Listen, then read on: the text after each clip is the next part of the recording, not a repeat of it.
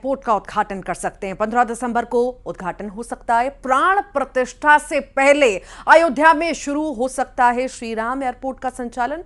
2 दिसंबर को सीएम योगी ने किया था एयरपोर्ट का निरीक्षण। पीएम के संभावित दौरे को लेकर तैयारियां शुरू हो चुकी हैं। 15 दिसंबर तक श्री राम एयरपोर्ट को पूर्ण रूप से तैयार कर लिया जाएगा। मुख्यमंत्री ने 15 दिसंबर तक हर हाल में श्री राम एयरपोर्ट को हवाई उड़ान के लिए तैयार करने का आदेश भी दिया था। रामनगरी को 15 दिसंबर को मिल सकती है बड़ी सौगात। प्राण प्रतिष्ठा से पहले अयोध्या में श्री राम एयरपोर्ट का संचालन शुरू हो सकता है। ये बड़ी खबर इस वक्त हम आपको बता रहे हैं और उद्घाटन इसका प्रधानमंत्री नरेंद्र मोदी कर सकते हैं। 15 तारीख को उद्घाटन हो सकता है। 15 दिसंबर को बड़ी सौगात मिल सकती है। प्राण प्रतिष्ठा से पहले श्री राम एयरपोर्ट का संचालन होने की तैयारी है। पीएम मोदी इसका उद्घाटन भी कर सकते हैं। तैयारियां जोरों पर चल रही हैं। 15 तारीख रखी गई है। प्राण प्रतिष्ठा से पहले श्री राम एयरपोर्ट का संचालन शुरू हो सकता है और इससे पहले आदेश जो हैं मुख्यमंत्री योगी आदित्यनाथ ने दे दिए थे जल्द से जल्द काम पूरा करने के और एयरपोर्ट का संचालन शुरू करने के।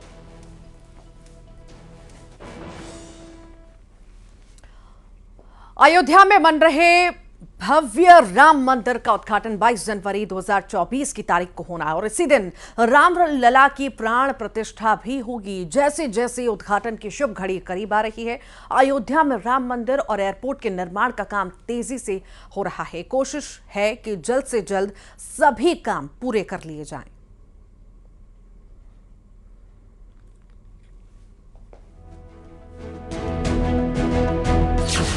अयोध्या में राम भक्तों को बड़ी सौगात।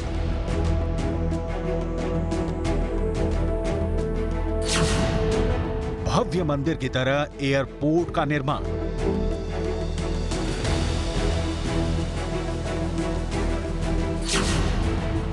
भगवान राम के रंग में बन रहा है एयरपोर्ट। भव्य, दिव्य, अद्भुत, अलौकिक।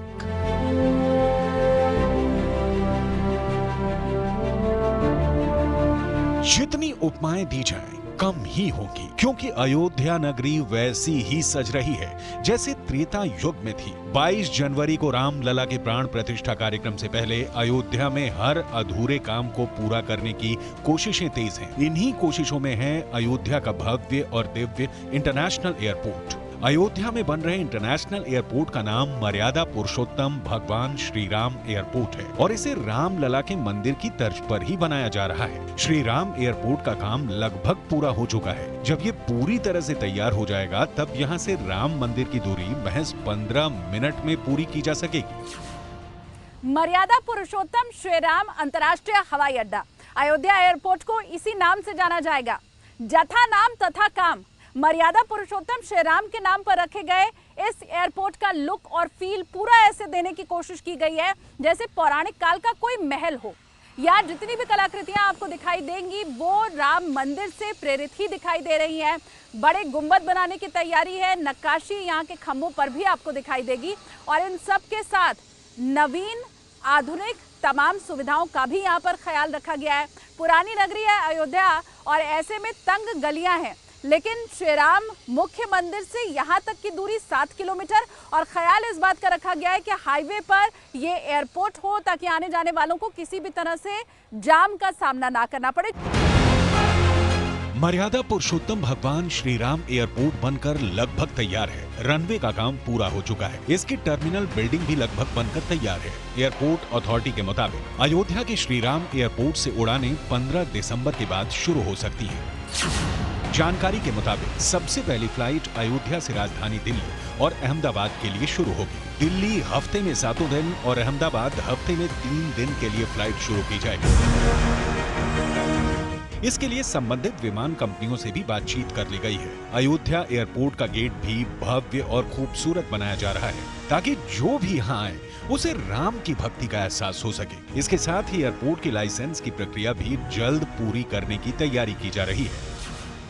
आप स्वयं इससे अनुभव कर पाएंगे कि अयोध्या को दुनिया की सबसे सुंदरतम नगरी के रूप में स्थापित करने और अयोध्या को उसका गौरव उपलब्ध कराने के लिए सरकार किस गंभीरता पूर्वक कार्य करते हुए उसे समयबद्ध तरीके से आगे बढ़ा रही है।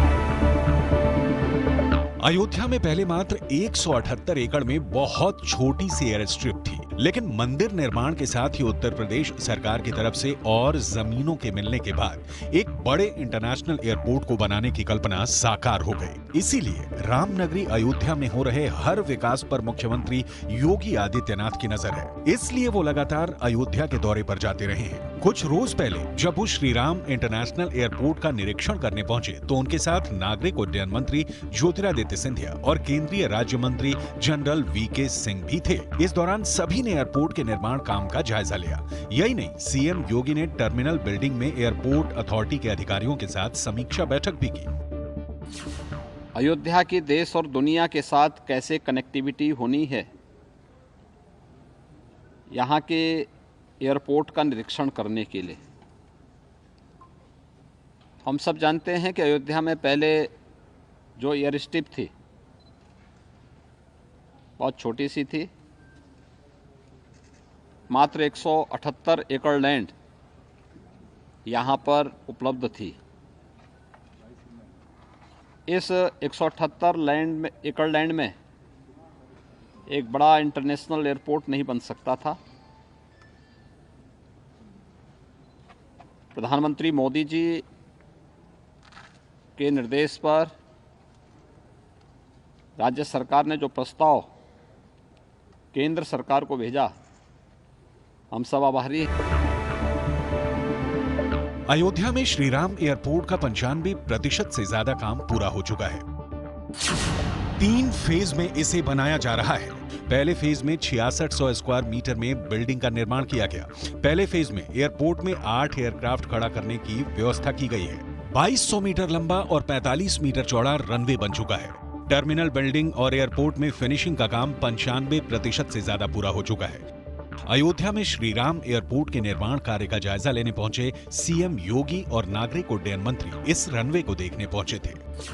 जो नक्काशी का काम हुआ है, पत्थर का काम हुआ है, जिस तरीके से हवाई अड्डे का डिज़ाइन हुआ है, और ये विश्वास हम आपको दिलाते हैं कि ये जो पहला चरण है 6500 स्क्वायर मीटर का ये हवाई तल बनने जा रहा है, 65,000 स्क्वायर फुट का, क्षमता 2 या 3 फ्लाइट प्रति घंटे की क्षमता का ये हवाई अड्डा बनने जा रहा है।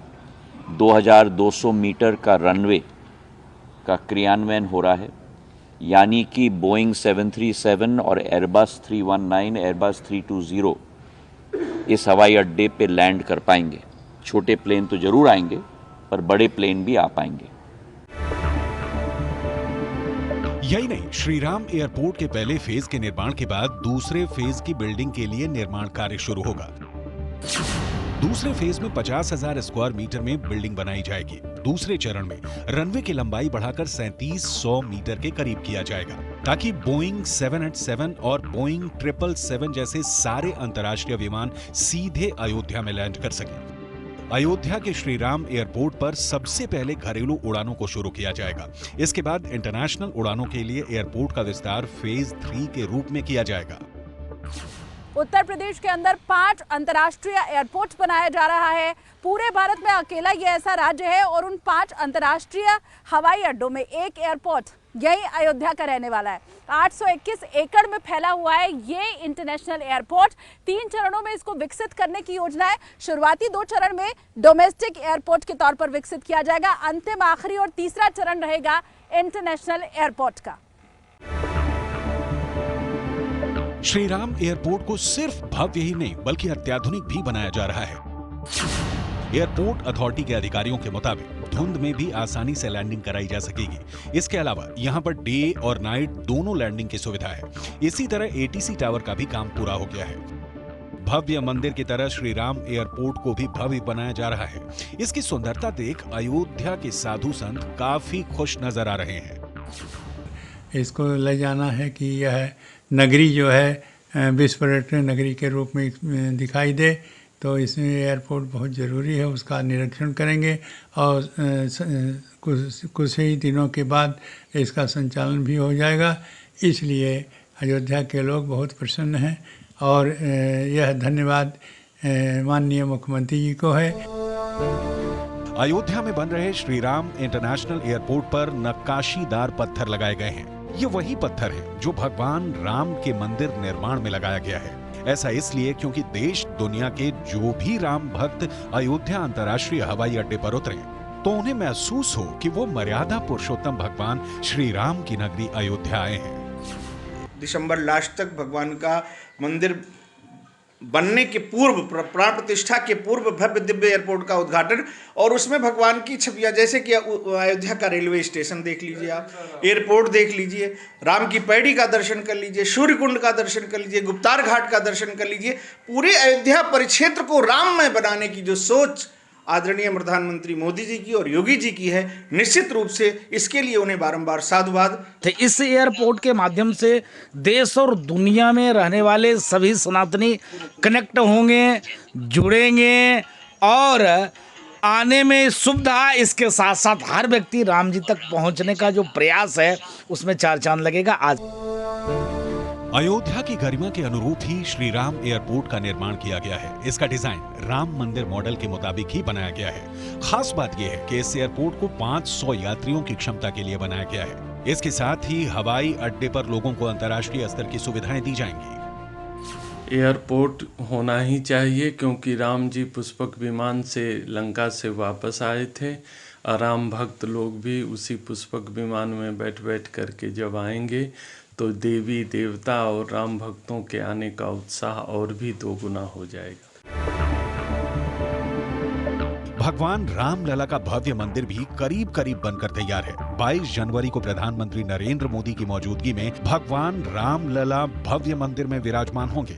इस दौरान धार्मिक अनुष्ठान और पूजा पाठ में देश के प्रकांड विद्वानों के साथ साथ लगभग 7,000 मेहमान भी आमंत्रित होंगे। अयोध्या में भव्य राम मंदिर का निर्माण कार्य जारी है। 22 जनवरी 2024 को प्राण प्रतिष्ठा का कार्यक्रम होगा। ऐसे में सबकी निगाहें रामलला की मूर्ति पर टिकी हैं। श्रद्धालु जन मूर्ति स्वरूप के दर्शन करने को आतुर हैं। बताया जा रहा है कि राम मंदिर में विराजमान होने वाली रामलला की मूर्ति दुनिया की सबसे अनोखी मूर्ति होगी।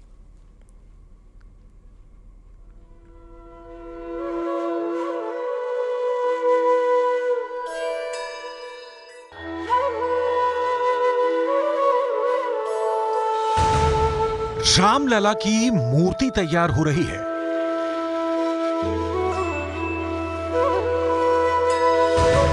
दुनिया की सबसे अनोखी मूर्ति के दिव्य दर्शन। मंदिर में विराजमान होने वाले हैं रामलला।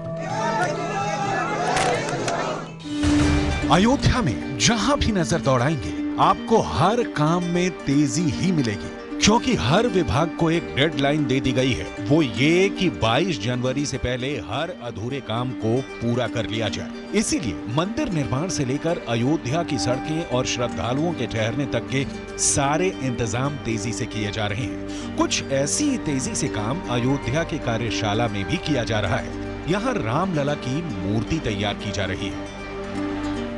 त्रेता युग में खुद राम यहाँ थे, लेकिन कलयुग में सहारा उनकी प्रतिमाएं ही हैं। मेरे पीछे जो आप ये शिलाएं देख रहे हैं, ये कर्नाटक से लाई गई शिलाएं हैं और इन्हीं शिलाओं में से पत्थर निकाले गए और उसके बाद मूर्ति तैयार की जा रही है। उन 3 मूर्तियों में से एक मूर्ति इन्हीं शिलाओं से निकाली गई है। भगवान राम रामचरितमानस में या कोई भी आप वेद उठाकर देख लीजिए, उसमें ये कहते हैं कि आप कलयुग में मेरी प्रतिमाओं में अगर मुझे मानेंगे, देखेंगे, तो मैं साक्षात आपके सामने हूँ। अयोध्या में प्राण प्रतिष्ठा के लिए रामलला की मूर्ति अद्भुत, अलौकिक और दिव्य बनाई जा रही है। मूर्ति बनाने के लिए 3 अलग अलग जगहों से आई शिलाओं का इस्तेमाल किया जा रहा है, जिनमें नेपाल के पोखरा के गलेश्वर धाम से आई 2 देव शिलाएं, राजस्थान से आई 3 शिलाएं और कर्नाटक से आई 3 श्याम शिलाओं के पत्थरों का इस्तेमाल किया जा रहा है। और 3 अलग अलग राज्यों से आए मूर्तिकार अपने अपने तरीके से रामलला की मूर्ति को गढ़ रहे हैं। वह बाल अवस्था में होगी, लगभग उसकी ऊंचाई 5 फीट होगी। और इस मूर्ति को जो है खड़े में, यानी खड़ी मूर्ति होगी, जैसे ये है। जी, ये वाली है, ये खड़ी मूर्ति है, लेकिन ये राम दरबार है पूरा।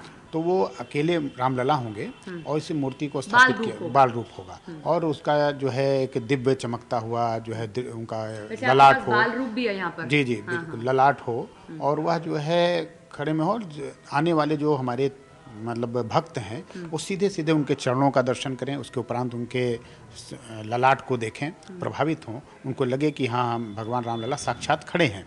तो इस प्रकार से 3 कारीगरों को या मूर्तिकारों को जो है यह निर्माण का जो है दायित्व दिया गया है। इसमें कर्नाटक के हैं, इसके अलावा उड़ीसा के हैं और यहाँ अपने जयपुर के हैं।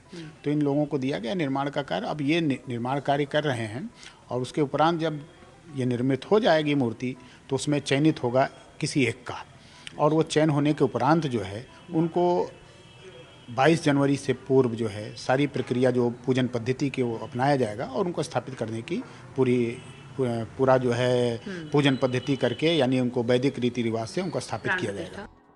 रामलला की बाल स्वरूप मूर्ति तैयार हो रही है। रामलला की मूर्ति का चेहरा 5 से 6 साल के बच्ची के जैसा बनाया जा रहा है। ये बहुत चैलेंजिंग टास्क है क्योंकि हम राम का मूर्ति बहुत देखा है मगर बाल रूप में कहीं नहीं देखा है हमने। This is very challenging. हमने बाल रूप में राम को तैयार करना है एंड हम लोग 6 महीने से ढूंढ रहे हैं पत्थर के अंदर राम लल्ला को। इस पत्थर के अंदर हमको दिया गया पत्थर के अंदर। अच्छा, क्योंकि हमको भी एक वेरी इस पत्थर में से कैसे निकाला? हम ऐसा हमारा दिमाग में ऐसा रहता है अंदर है राम लल्ला हमको। अच्छा, आप दिमाग में सोच के चल रहे हैं कि राम अंदर है। क्योंकि हमको रेफरेंस ज्यादा नहीं मिलते हैं, क्योंकि इन हिस्ट्री में भी हम देख सकते हैं राम लल्ला का मूर्ति कहीं भी नहीं है। और लोगों को राम लल्ला दिखाना बहुत बड़ी काम है हमारा। यही नहीं, 3 मूर्तिकार अलग अलग जगहों पर रामलला की मूर्ति गढ़ रहे हैं। ये तीनों मूर्तिकार एक दूसरे से मिलते तक नहीं है। ये 51 इंचेस टिल फोरहेड पैर से। अच्छा, रोज पूजा पाठ उन राम से ये कर रहे हैं कि मेरी सेलेक्ट हो, आप मेरे वाले ही सेलेक्ट होना, दूसरे राम मत सेलेक्ट होना। राम तो सिर्फ एक है। ऐसा कुछ नहीं। हम लोग तीनों मूर्तिकार हमने खुद एक कंडीशन डाला था, हम किसी का नहीं देखेंगे। रामलला की ये मूर्ति अचल है जिसमें प्राण प्रतिष्ठा की जाएगी। ये मूर्ति 51 इंच की होगी। रामलला का बाल रूप अचल होगा जो गर्भगृह में होगा और जिसके दर्शन राम भक्तों को होंगे। रामलला की मूर्ति को जीवंत और अद्भुत बनाने के लिए मूर्तिकार कार्यशाला में आने वाले बच्चों से भी मिलते हैं। हमारे साथ में दूसरे कारीगर भी हैं, मूर्तिकार भी हैं, भट्ट साहब, वो भी मूर्ति बना रहे हैं। लेकिन मैंने इनको देखा तो जैसे यहाँ एक बच्चा दिखाई दिया उससे प्रेम इनको दिखाई दे रहा है। तो मैंने पूछा कि ऐसा इतना क्यों, तो उनका लॉजिक आप सुनिए जरा। बच्चा देखा, बच्चे के हाथ पांव देखे, हम तो बच्चे से मिलते हैं, हाय हेलो करते चले जाते हैं, लेकिन आप हाथ पांव वगैरह देख रहे हैं क्यों? नहीं, हमको एक इतना बड़ा मौका मिला है कि रामलला करने का। हाँ। अयोध्या में वो उसको करने में हम लोग ट्रेडिशनली नॉलेजेबल है। हाँ। 20, 25, 30, 35 साल तक वो स्टडी किए हैं, परंतु ये रामलला को करने में हम कुछ वो ट्रेडिशन, हाँ, बच्चे का चेहरा। इसके हाथ देख रहे थे, इसके हाथ देख के आप क्या देख रहे थे? अरे बड़ों के हाथ से बच्चे का हाथ बहुत सॉफ्ट, नरम और ज्यादा ममकार और प्रिय इसको देख सकते हैं। इसका मॉडल देखिए। हाँ। ये शिल्प कला की जैसा इसका हाथ वगैरह है ना। इसीलिए हम लोग क्या करते हैं, इसका भी कुछ इंट्रोडक्शन करने का, क्योंकि वो लल्ला है। अच्छा। राम लल्ला है ना। जैसे इसकी नाक छोटी सी और एकदम जो मासूमियत दिखाई दे रही है वो दिखाई देनी चाहिए। ये मॉडलिंग ऐसा है। देखिए इसका ये मॉडलिंग हंसी में कैसा लगता है, वो नेचुरली रहेगा तो कैसा लगता है, थोड़ा सा मुस्कुराना है, वो प्रसन्नता कैसे दिखाना चाहिए। ये तो थोड़ा रियलिस्टिक का भी स्टडी करके उसको ट्रेडिशनली ट्रांसफर करने का कोशिश हम कर रहे हैं। यही नहीं, अयोध्या में श्री राम कथा कुंज के राम मंदिर मूर्ति निर्माण कार्यशाला में मूर्तियों को अंतिम रूप दिया जा रहा है। यहाँ असम के मूर्तिकार रंजीत मंडल भगवान राम के जीवन काल से जुड़ी तमाम मूर्तियां बना रहे हैं। श्री राम के बाल्यकाल से लेकर राज्याभिषेक तक की सभी मूर्तियां रंजीत मंडल ने ही बनाई हैं। उनकी बनाई सभी मूर्तियां कार्यशाला में रखी हुई हैं। देखिए, राम मंदिर के अंदर तो मूर्ति लगाई ही जाएंगी, जिसके लिए 3 विशेष मूर्तिकार हैं जो अलग अलग मूर्ति बना रहे हैं। लेकिन कॉरिडोर भी तैयार हो रहा है आसपास, और उसमें भी मूर्तियां लगाई जाएंगी। मैं आपको बता दूं, आप प्रेम मंदिर अगर गए हो हमारे दर्शक, तो उन्होंने देखा होगा कि आसपास बहुत सारी मूर्तियां अलग अलग लीलाएं दिखाते हुए, कुछ वैसे ही राम मंदिर के कॉरिडोर में भी होगा। जैसे यहाँ से शुरू हम करते हैं, आपने देखा कि सबसे पहले राजा दशरथ देखिए पुत्र के लिए यज्ञ करते हैं, तो वो यज्ञ की देखिए पूरी की पूरी ये मूर्तियां तैयार की गई हैं, ये कॉरिडोर में लगाई जाएगी। उसके बाद देखिए 4 पुत्र होते हैं राजा दशरथ को, राम, लक्ष्मण, भरत, शत्रुघ्न, और उनकी 3 रानियां दशरथ की अपने अपने पुत्रों के साथ में, ये एक झांकी है। इसके साथ में राम को झूला झुलाते हुए ये झांकी यहाँ पर बनाई गई है।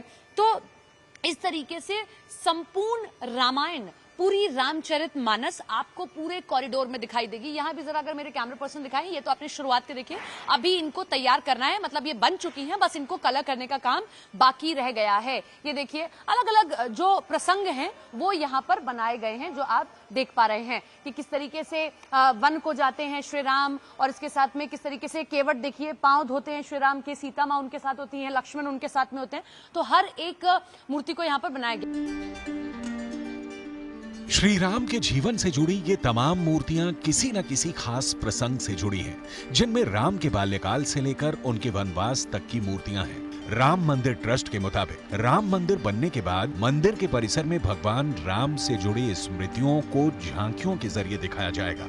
राम मंदिर मूर्ति निर्माण कार्यशाला में मूर्तिकार रंजीत मंडल पूरी लगन से भगवान राम के जीवन से जुड़ी मूर्तियों का निर्माण कर रहे हैं। आपने ये मूर्तियां तैयार की हैं, और सबसे पहले खुशी कितनी होती है, कब से काम करना शुरू कर रहे हैं? ये असल में मेरा जो सौभाग्य था, पहले हम तो छोटे से मूर्ति गॉड गिफ्टेड था, मेरा मूर्ति है और बनाना, छोटे से मूर्ति बना रहा हूँ। फिर मेरा जो है 1997 में एक वेद व्यास की मूर्ति बनाए थे, जो माननीय अशोक सिंघल जी अनावरण किए थे, माननीय विश्व हिंदू परिषद के प्रेसिडेंट थे वो। तो उनके बाद हमको ले आए थे दिल्ली में, दिल्ली से फिर 2002 में काशीपुरम आके पहुंचे संपत राय जी के साथ, जो अभी राम जन्मभूमि ट्रस्ट के मोहम्मद 2002 से आप काम करना लगातार शुरू कर रहे हैं। उसके बाद जो है हमको नानाजी देशमुख जी भी ले गए थे। अच्छा। तो फिर कोई जगह काम करने के लिए हमको भेजा गया था। 2012 में कोई मीटिंग होने के बाद जो है ये मूर्ति निर्माण करने का आदेश हमको मिला, जो माननीय 2012 के बाद मतलब 2013 में ये कार्य शुरू हुआ, जो हम अकेले करते थे। ये इन मूर्तियों को इस तरह बनाया जा रहा है कि श्री राम के जीवन की शुरुआत से लेकर सरयू में उनके अंतर ध्यान होने तक के सभी पहलुओं का एहसास हो जाए। श्री राम के जीवन के हर प्रेरक प्रसंगों को मूर्तियों के जरिए याद किया जा सके। इन मूर्तियों के तैयार हो जाने पर इन्हें राम मंदिर में रखा जाएगा और इन पर चौपाई भी लिखी जाएगी। खुश हैं कि राम सबको गढ़ते हैं, लेकिन आप राम को गढ़ रहे हैं, उनकी लीलाओं को गढ़ रहे हैं। ऐसा कुछ नहीं है, मैं ये सौभाग्य समझता हूँ। मैं इतना कहूँगा कि पिछले जन्म का कोई अच्छा काम था जो मेरा इस जन्म में प्रभु राम जी का कार्य करने का अवसर प्राप्त हुआ, और माननीय अशोक सिंघल जी का, मेरा गुरु जी का और सबका, माननीय चंपत राय जी भी हमको बहुत मदद करते हैं, और हमको PhD करने के लिए भी उन्होंने अग्रसर किया है हमको, जो अभी ग्रामोदय यूनिवर्सिटी से मैं कर रहा हूँ। जो मेरा सौभाग्य है कि ये सब जो करने के लिए मिल रहा है, और मैं इसका व्यक्त नहीं कर सकता मैं कितना खुश हूँ। राम मंदिर निर्माण समिति के मुताबिक राम लला के प्राण प्रतिष्ठा के बाद उनके ललाट पर राम नवमी के दिन सूर्य की किरणें पड़ेंगी तो नजारा बेहद अद्भुत होगा। इसके लिए राम मंदिर निर्माण की समिति की तरफ से एक उपकरण तैयार किया जा रहा है, जिसे मंदिर के शिखर पर लगाया जाएगा। इससे हर साल राम नवमी के दिन सूर्य की किरणें भगवान राम के माथे पर कुछ देर के लिए पड़ेंगी, जिससे राम लला का दर्शन दिव्य और भव्य हो जाएगा।